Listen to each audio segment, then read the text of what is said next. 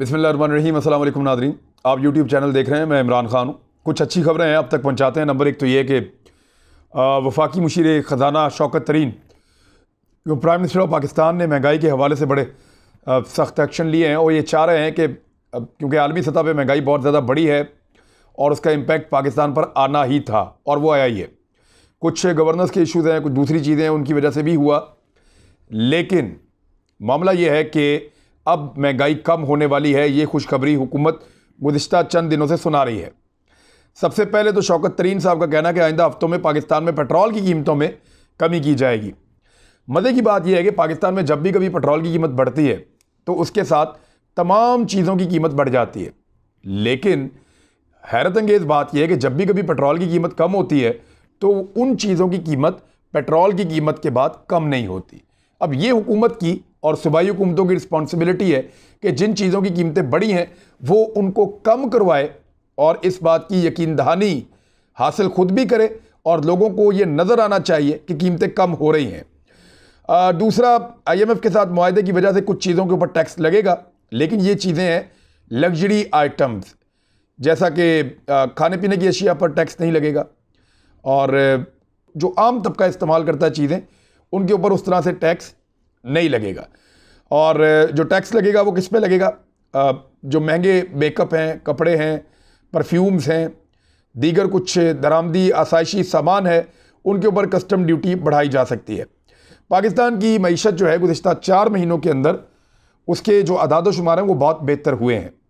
वो मैं आपके सामने रख देता हूँ कि गुज़िश्ता साल की निस्बत रवां साल एक्सपोर्ट गुड्स में 27% इजाफा हुआ है। रवां साल के पहले 4 महीने में एक्सपोर्ट गुड्स 12.35 अरब डॉलर तक पहुंच गई हैं। गुज़िश्ता साल ये सिर्फ 9.75 अरब डॉलर तक थीं, यानी 9.75 अरब डॉलर तक पिछले साल ये थीं। ये तो हमारी जो एक्सपोर्ट्स हैं वो बड़ी है। तरसीलात ज़र, जो बाहर से ओवरसीज़ पाकिस्तानी पैसा भेज रहे हैं उसको फॉरेन रेमिटेंस कहते हैं। 4 महीने के अंदर जो मौजूदा माली साल शुरू हुआ उसके आगाज़ में इसमें 12% इजाफा हो गया है और ये बढ़ के हो गई हैं 10.55 अरब डॉलर्स। यानी अब ये मुमकिन है कि ये 30 अरब डॉलर से सालाना क्रॉस कर जाए, 31 या 32 अरब डॉलर तक पहुंच सकता है। गुज़िश्ता साल ये इसी ड्यूरेशन में 9.43 अरब डॉलर्स थी। और एक्सपोर्ट सर्विसेज माशी अशारियों के मुताबिक 2022 के पहले 4 महीनों में, असल में इसको हम शुरू करते हैं 2021-22 का जो साल है उसको 2022 का साल कहते हैं और ये जुलाई के 1 से शुरू हो जाता है, तो बता रहे हैं कि इसमें 25% इजाफा हुआ है एक्सपोर्ट सर्विसेज में। एक्सपोर्ट सर्विसेज जुलाई तक अक्टूबर 2.12 अरब डॉलर थी जो सर्विसेज आप एक्सपोर्ट करते हैं उसमें। टेक्सटाइल एक्सपोर्ट के हवाले से एक अच्छी खबर है। रवां साल टेक्सटाइल एक्सपोर्ट में 30% इजाफा हुआ है। टेक्सटाइल एक्सपोर्ट्स रवां साल के 4 महीने में 7.84 अरब डॉलर हो गई। ये बहुत बड़े पैमाने पर हुई हैं और ये रिकॉर्ड है, जबकि 2021 के 4 महीने में ये 6.05 अरब डॉलर की टेक्सटाइल एक्सपोर्ट्स हुई थी। IT एक्सपोर्ट्स ये वो शोबा है जिसमें पाकिस्तान बहुत तेज़ी से आगे निकलेगा। याद रखिएगा कि अगर IT को हमारे नौजवानों ने सही तरीके से समझा और इसके अंदर अपनी तवानाइयाँ सर्फ की तो IT पाकिस्तान को इतना पैसा बना कर देगा कि पाकिस्तान का कोई और शोबा इतना पैसा नहीं कमा रहा होगा।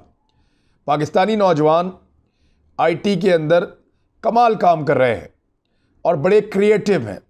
इस वजह से यहाँ पे क्योंकि पोटेंशियल बहुत ज़्यादा है, टैलेंट बहुत ज़्यादा है, तो इस फील्ड में पाकिस्तानियों के पास बहुत गुंजाइश है काम करने की, जबकि पाकिस्तान में कम पैसों के ऊपर वो काम हो जाता है जो दुनिया बहुत ज़्यादा पैसों में करवाती है। तो IT में पाकिस्तान बहुत रेवेन्यू कमाने वाला है और इस साल में 2022 के पहले 4 महीनों में 39% इजाफा हुआ है। ये रिकॉर्ड इजाफा है। और IT एक्सपोर्ट्स जुलाई तक अक्टूबर 2022 830 मिलियन डॉलर्स रही। पिछले साल ये 596 मिलियन डॉलर्स IT एक्सपोर्ट्स थी, तो ये बहुत ज़्यादा बढ़ गई हैं। नौजवानों से मेरी गुजारिश है कि वो IT के शोबे के अंदर तालीम हासिल करें, उसमें महारत हासिल करें और दुनिया के साथ अपने आप को जोड़ते हुए पैसा बनाएं और वो पैसा पाकिस्तान में आएगा। FBR रेवेन्यू जो है उसमें 37% इजाफा देखने में आया पहले 4 महीने में। जुलाई तक नवंबर 2314 अरब रुपए का रेवेन्यू इकट्ठा हुआ। पिछले साल 1695 अरब रुपए का रेवेन्यू इकट्ठा हुआ था। तो ज़र मुबादला के ज़खायर में 13% इजाफा हुआ है। और नवंबर में टैक्स कलेक्शन 22.5 अरब डॉलर्स, गुज़िश्ता साल 20.2 अरब डॉलर थी। तो यहाँ पे भी पाकिस्तान ने एक अच्छी कमाई की है। गाड़ियों की फ़रोख्त, पाकिस्तान में गाड़ियों की फ़रोख्त में 71% इजाफा हुआ है। एक तरफ लोग कहते हैं गुर्बत है, कारोबार नहीं चल रहा, लोग डूब रहे हैं, कारोबार ठप हो गए हैं और इस किस्म की चीज़ें कही जा रही हैं। दूसरी जानिब गाड़ियाँ 71% इजाफे के साथ बिकी हैं। रवां साल के 4 महीने में 74,952 गाड़ियाँ खरीदी गई हैं। 2021 के 4 महीनों में 43,865 गाड़ियाँ फ़रोख्त हुई थी। तो आप अंदाज़ा कर लें कि 71% इजाफा हुआ गाड़ियों की फ़रोख्त में इन 4 महीनों में जो 2021-22 के शुरू हुए हैं। ट्रैक्टर्स की सेल, अब मैं आपको पहले भी बता चुका हूं कि किसान अपनी ज़मीन बिल्कुल ज़ाया नहीं कर रहा। हर जगह पे जहां जहां पे खेती बाड़ी के लिए ज़मीन मैसर है, किसान उसको बरूए कार ला रहा है, क्योंकि फसल की अच्छी कीमत मिल रही है और किसान इजाफी पैसे कमाकर खुशहाल हो सकता है। अब ट्रैक्टर की जो सेल है उसमें 14% इजाफा हो गया है। इन 4 महीनों में 17,386 ट्रैक्टर फ़रोख्त हुए हैं। पिछले साल 15,245 ट्रैक्टर फ़रोख्त हुए थे। सीमेंट की सेल, रिपोर्ट में बताया गया कि डोमेस्टिक सीमेंट की सेल में भी इजाफा हुआ है और जुलाई से अक्टूबर तक 15.90 मिलियन टन जो है वो बेचा गया है। 2021 में ये 15.70 मिलियन टन था, अब ये बढ़ गया है। और जो फर्टिलाइज़र यूरिया है उसकी सेल में 10% इजाफा हुआ है, यानी जो फसलें लग रही हैं कम से कम 10% ज़्यादा लगी हैं, जब भी ये यूरिया जो है वो ज़्यादा मिकदार में बिकी है। इस साल जो है वो 5,081 टन यूरिया बेची गई है और गुज़िश्ता साल 4,626 टन यूरिया सेल की गई थी इसी ड्यूरेशन में। फिर पेट्रोलियम सेल जो है गुज़िश्ता साल की निस्बत रवां साल पेट्रोलियम सेल में 22% इजाफा हुआ है। पिछले साल जो है वो जितना पेट्रोल बिका था इन 4 महीनों में, उससे 22% ज़्यादा पेट्रोल इस साल इन पहले 4 महीनों के अंदर बिका है। यानी ज़्यादा ट्रांसपोर्टेशन हो रही है, ज़्यादा चीज़ें एक जगह से दूसरी जगह मूव कर रही हैं और लोग ज़्यादा पेट्रोल इस्तेमाल कर रहे हैं। कॉटन की सेल, गुज़िश्ता साल की निस्बत रवां साल कॉटन की सेल में 54% इजाफा रिकॉर्ड किया गया है। कॉटन की पैदावार भी अच्छी हुई है, उसकी सेल भी अच्छी हो रही है। रवां साल 7.17 मिलियन बैग्स जो है वो बेल्स जो है वो सेल की गई हैं इस साल 4 महीने में। गुज़िश्ता साल 4.67 मिलियन बेल्स की सेल रही थी। तो ये 54% का इजाफा है, बड़ा तगड़ा इजाफा है ये। बिजली की जो पैदावार है और उसका जो इस्तेमाल है, बिजली की पैदावार 10% ज़्यादा की गई है इस दफ़ा, क्योंकि ज़रूरत बढ़ गई थी और 1,19,262 मेगावाट बिजली पैदा हुई है, जबकि पिछले साल 1,08,088 गीगावाट बिजली जो है वो पैदा की गई थी। ये गीगावाट है, मेगावाट नहीं है। और इसकी वजह यह है कि बेशुमार लोगों ने air condition, fridge, deep freezer, electronic पंखों की पैदावार बहुत बड़े पैमाने पे हुई और लोगों ने ये चीज़ें ख़रीदी हैं। लोगों का मेयार ज़िंदगी ऊपर की तरफ गया है। बेशक हम महंगाई का रोना रो रहे हैं, महंगाई वाकई हुई है, मैं खुद इसका तस्करा करता रहता हूँ, लेकिन इसके बावजूद लोगों ने बहुत सारी अशिया वो ख़रीदी हैं जो वो पहले नहीं ख़रीद रहे थे। तादाद में इजाफा हुआ है। GDP नून लीग अपने दौर में 284 अरब डॉलर GDP छोड़कर गई थी। 284 अरब डॉलर GDP नून लीग 2018 में छोड़कर गई थी। इस वक्त GDP तारीख की दूसरी बुलंद तरीन सतह पर है, जो 315 अरब डॉलर पर पहुंच चुकी है। कोरोना वायरस और आलमी महंगाई के इस दौर के बावजूद। तो ये अदाद शुमार हैं, इसके अलावा और बहुत सारे वो भी आपको दिए जा सकते हैं। लेकिन एक चीज़ आपको मैं और बताता हूँ कि जनूबी एशिया के जो तमाम ममालिक हैं उनके मुकाबले में पाकिस्तान की बरामदात में जो इजाफा हुआ, जो चीज़ें पाकिस्तान बनाकर पाकिस्तान से बाहर भेज रहा है, वो कितना है। ये रज़ाक दाऊद साहब ने ये डाटा जारी किया है और डाटा ये बता रहा है कि भारत ने जो बरामदात में इजाफा हुआ, जो बांग्लादेश की बरामदात में पहले देख लें आप, जो इजाफा हुआ है वो 31.3% है।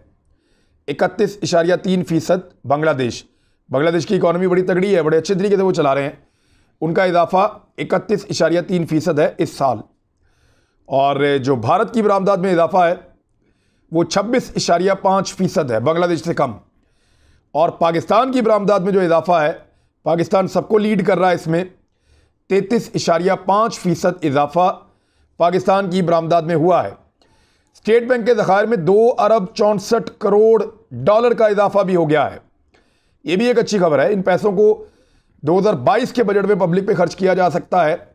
IMF का प्रोग्राम मुकम्मल होने के बाद मैंने आपको बताया था कि एक दबाव है इस हुकूमत के ऊपर, लेकिन पब्लिक को रिलीफ अल्टीमेटली मिलेगा अप्रैल, मई और जून के बाद। स्टेट बैंक ऑफ पाकिस्तान के ज़खायर में 2 अरब 64 करोड़ डॉलर का इजाफा हुआ, जिसके बाद मरकज़ी बैंक के ज़खायर 18 अरब 65 करोड़ डॉलर से तजावज़ कर गए हैं। जबकि जो एलामिया जारी किया स्टेट बैंक ने, उसके मुताबिक मुल्क के मजमूई ज़र मुबादला के ज़खायर 25 अरब 15 करोड़ अमरीकी डॉलर से हो गए हैं। ज़खायर में इजाफा सऊदी अरब से 3 अरब डॉलर मिलने के बाद जो है वो ज़्यादा हुआ है। इसकी एक वजह यह भी है। एक खबर आपको मैं और देता हूं कि अदालत का तहरीरी हुक्मनामा आ गया है, यानी जो फैसला अदालत ने दिया, हुक्मनामा दिया था, वो तहरीरी आ गया है राणा शमीम वाले केस में, जिसमें उन्होंने एक एफिडेविट लंदन में जमा करवाया था, वहाँ से नोटरी पब्लिक करवा के, और वह लंदन के अंदर उन्होंने रखा हुआ था। अब उसके ऊपर जो खबर है वो मैं आपको पढ़ के सुनाता हूँ। बादियुन नज़र में राणा शमीम के बयान के पीछे नेक नियति नज़र नहीं आती। ये इस्लामाबाद हाई कोर्ट के हुक्मनामे में लिखा है। साबिक चीफ जज गिलगित बल्तिस्तान राणा शमीम के बयान ने हल्फी में मुताल्लिक खबर पर तौहीन अदालत केस की 7 दिसंबर की समाअत का तहरीरी हुक्मनामा यह कह रहा है कि राणा शमीम और मीर शकीलुर रहमान समेत तमाम फ्रीकैन के जवाब गैर तसल्ली बख्श करार दिए गए और यह कहा गया कि बेबुनियाद बयान हल्फी और गलत खबर पर क्यों ना तमाम फ्रीकैन पर फर्द जुर्म आयद कर दी जाए।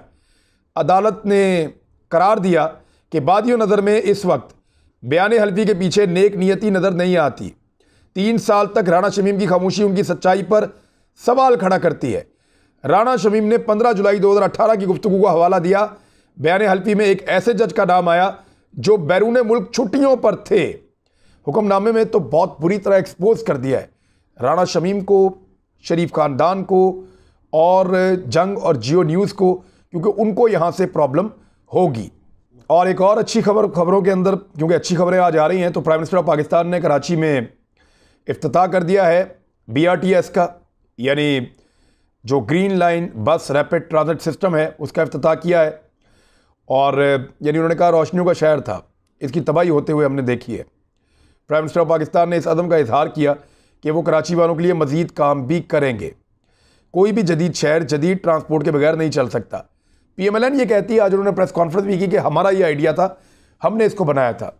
लेकिन वो कभी ये नहीं कहते कि एटम बम जो है वो ज़ियाउल हक का, जुल्फ़िकार अली भुट्टो का, या पाक फ़ौज की कुर्बानियों का, या डॉक्टर अब्दुल कदीर का कारनामा था। वहाँ वो सिर्फ एक बटन दबाने वाले नवाज शरीफ का, बल्कि दबाया भी नहीं था बटन तो वो डॉक्टर अब्दुल कदीर खान साहब को दबाना पड़ा था।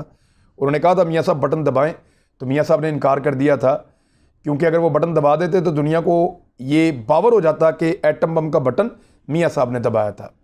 तो मियाँ साहब ने अपने साथियों के मशवरे पर एटम बम का बटन नहीं दबाया था, ताकि वो कल को ये हलफ लें कि जी मैं तो उसके हक में नहीं था, ये तो बस बटन भी मैंने नहीं दबाया इसीलिए।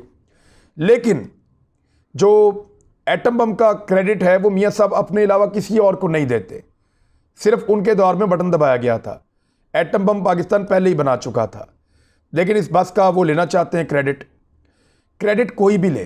कराची के शहरियों को पहली मरतबा इज्जतदार सवारी मिली है। आज सिंध हुकूमत से पूछा गया कि जनाब बसें आपने लानी थी, कहाँ गई, तो उनके पास कोई जवाब नहीं था। मेरे ख्याल में सिंध हुकूमत इन चक्रों में पड़ती ही नहीं है। बस लाएं, पब्लिक के लिए काम करें, पीने का साफ पानी दें, सफाई करवाएं, गंदे नाले साफ़ करें, लोगों का मेयारी ज़िंदगी बुलंद करें, लोगों का ख्याल रखें, तालीम और सेहत की सहूलियात दी जाए। इन चक्करों में वो पड़ते ही नहीं है सिंध वाले। वो बिल्कुल सीधी सीधी अपनी हुकूमत करते हैं। तो PMLN और PTI के दरमियान ये लड़ाई है, वो तो कराची के शहरी किसी इलेक्शन में फ़ैसला करेंगे कि वो किससे ज़्यादा मुतमईन है। लेकिन कराची वालों को पहली मर्तबा एक अच्छी और इज़्ज़तदार बस सवारी या एक ट्रांसपोर्ट की सर्विस वो मुबारक हो। अपना ख्याल रखिएगा, अपने इस चैनल का भी। अल्लाह हाफ़िज़।